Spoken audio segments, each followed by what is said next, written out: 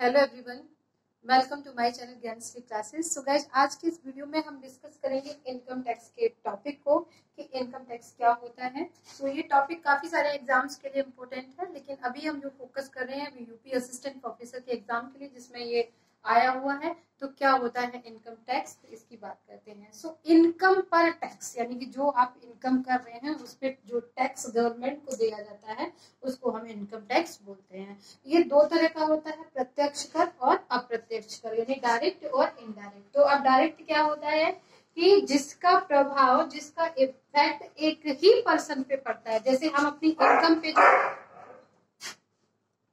So basically जिसका effect सिर्फ एक ही, जिस घटना और प्रभाव एक ही व्यक्ति पे पड़ेगा इंडिविजुअली।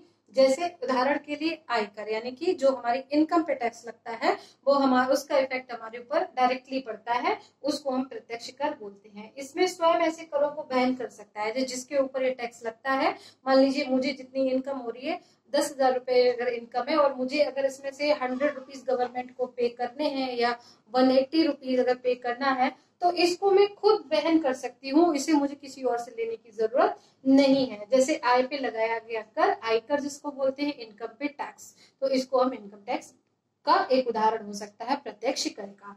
सो प्रकृति में प्रगतिशील यानी उच्च आय अर्जित करने वाले व्यक्ति पर उच्च कर लगाया जाता है, और इसके विपरीत जो कम अर्निंग करता है उस पर कम टैक्स लगाया जाता है। सो बेसिकली इनकम पे जो टैक्स है वो, इसका मतलब है कि अगर किसी को बहुत ज्यादा इनकम हो रही है तो ज्यादा इनकम पे लिया जाता है, कम वाले से कम लिया जाएगा। दूसरी बात करते हैं हम अप्रत्यक्ष कर की।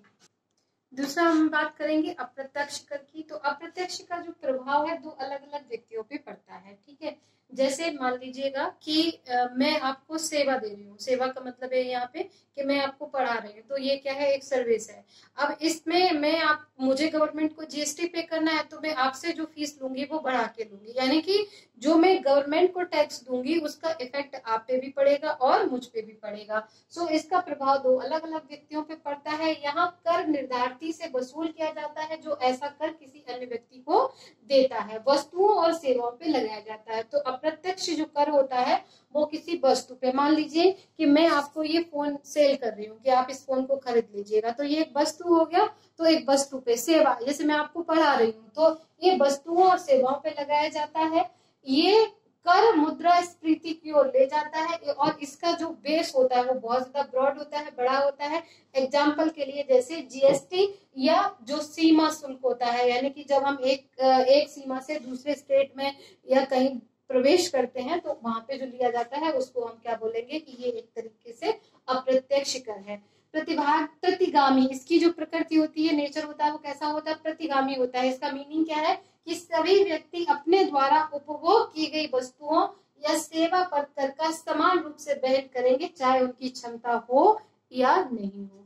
जैसे इनकम टैक्स क्या है कि आपकी अगर इनकम 10,000 है तो आपको 100 रुपीज देनी है, और किसी की इनकम 20,000 तो उसे 200 रुपीज देना है। तो हर किसी को डायरेक्टली अपनी अपनी क्षमता के अकॉर्डिंग देना है। लेकिन अप्रत्यक्ष कर क्या है कि मान लीजिए मुझे जीएसटी पे करना है, तो मैंने सभी स्टूडेंट से कह दिया कि भाई जो भी फीस होगी उसमें 180 रुपीज क्या होगा, अलग से जीएसटी का आपको पे करना होगा। तो हो सकता है कि कुछ स्टूडेंट की कैपेसिटी हो जीएसटी पे करने की और कुछ की नहीं हो, बट इनडायरेक्ट जो टैक्स है, अप्रत्यक्ष जो कर है, चाहे आपकी क्षमता कुछ भी हो, ये सभी लोगों पे समान रूप से लागू होता है। अब हम देखते हैं कि यहाँ पे इंडिया में जो टैक्स है उनकी संवैधानिक वैधता क्या है। तो संविधान के अनुच्छेद आर्टिकल 265 में कहा गया है कि कानून के अधिकार के बिना कोई भी कर नहीं लगाया जाएगा या एकत्रित नहीं किया जाएगा, यानी कि जो भी टैक्स आपसे लिए जाएंगे वो एज पर लॉ लिए जाएंगे। अनुसूची जो आपकी 7th शेड्यूल में जो आर्टिकल 246 को 3 श्रेणियों में विभाजित किया गया है। यहाँ पे इसमें एक संघ सूची है, एक राज्य सूची है और एक समवर्ती सूची है।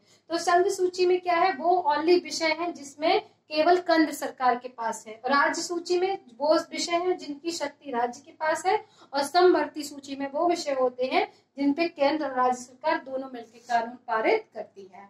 अब देखते हैं कि the administrative hierarchy of tax law in is as follows. तो इसमें ministry of finance department of revenue, तो मिनिस्ट्री ऑफ फाइनेंस के अंतर्गत डिपार्टमेंट रेवेन्यू का डिपार्टमेंट काम करता है।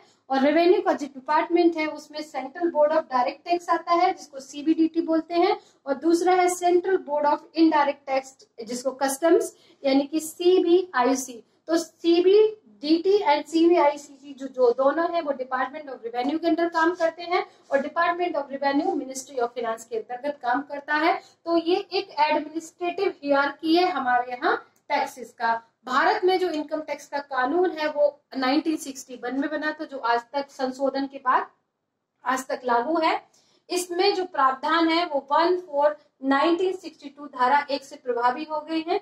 इसमें क्या क्या प्रावधान है, इसमें जो कर योग्य आय का निर्धारण करने का प्रावधान है कि भाई जो आपकी आय है उस पर क्या टैक्स होना चाहिए, कर देयता का निर्धारण कि आपको कितना देना है, मूल्यांकन, अपील, दंड और अभियोजन की प्रक्रिया भी दी हुई है। मान लीजिए कोई अगर कर नहीं दे रहा है तो उसका मूल्यांकन करना, और किसी ने कर दिया है फिर भी उस पर दंड लगा दिया है तो वो कहाँ अपील कर सकता है। तो इस तरह से पूरा जो प्रोसेस है उसको दिया गया है। इसके अलावा पार्ट डी में आयकर अधिकारियों की शक्तियां और उनके कर्तव्यों को दिया गया है। तो ये आपको चारों याद रखने हैं, ABCD है। इस एक्ट में 4 पार्ट है, पहले में निर्धारण करता है, दूसरे में उसकी देयता का निर्धारण करता है, तीसरे में इसमें प्रोसेस दिया गया है, और फोर्थ में यहाँ पे जो भी इनकम टैक्स या टैक्स से रिलेटेड जो कर्मचारी हैं उनकी क्या कर्तव्य है और उनके क्या काम है वो सारे दिए हुए हैं।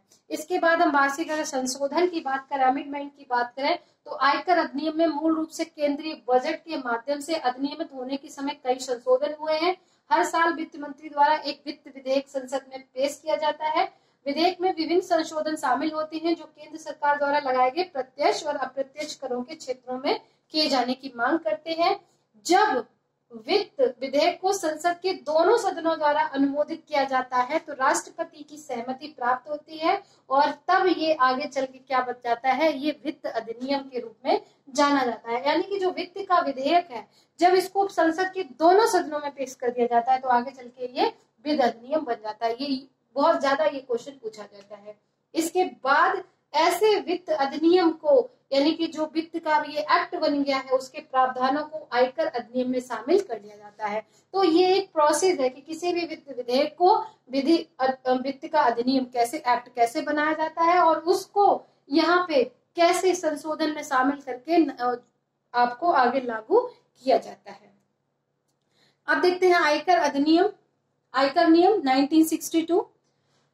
ये 295 सेक्शन के अनुसार बोर्ड केंद्र सरकार के नियंत्रण में अधीन अधिनियम के उद्देश्यों को पूरा करने के लिए पूरे भारत के किसी भी हिस्से में नियम कर सकता है। ऐसे नियम भारत के राजपत्र में अधिसूचना द्वारा लागू किए जाते हैं। ये नियम पहली बार 1962 में बनाए गए थे और इन्हें आयकर नियम 1962 के नाम से जाना जाएगा। इसमें कौन कौन से पॉइंट हैं, तो 1 अप्रैल से शुरू होता है और 12 महीने के लिए इसकी जो अवधि होती है, यानी कि 1 अप्रैल से आपका ये ईयर शुरू होता है। पिछले वर्ष के साथ इसका क्या संबंध होता है, यानी कि जैसे ही 1 अप्रैल से यानी कि मार्च में ही खत्म होगा, अप्रैल से शुरू होगा, तो कंटिन्यूअस प्रोसेस में चलता रहता है। इसके उद्देश्यों की अगर हम बात करें तो पिछले वर्ष की आय का आकलन किया जाता है और अगले आकलन वर्ष के में जो कर योग्य होता है।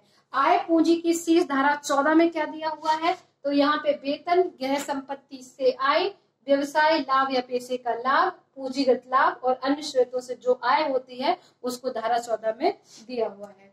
इसके करदाता व्यक्ति कौन होगा, अगर करदाता व्यक्ति की हम बात करें कि करदाता व्यक्ति कौन होगा, तो एक व्यक्ति हो सकता है, एक हिंदू अविभाजित परिवार का सदस्य हो सकता है, कंपनी हो सकती है, एक फर्म हो सकती है, व्यक्तियों का एक संघ हो सकता है और व्यक्तियों का एक निकाय हो सकता है और एक कोई स्थानीय प्राधिकरण भी हो सकता है, और प्रत्येक कृत्रिम न्याय व्यक्ति जो पूर्ववर्ती किसी भी श्रेणी में नहीं आता है वो भी एक करदाता हो सकता है जो टैक्स को पे करेगा।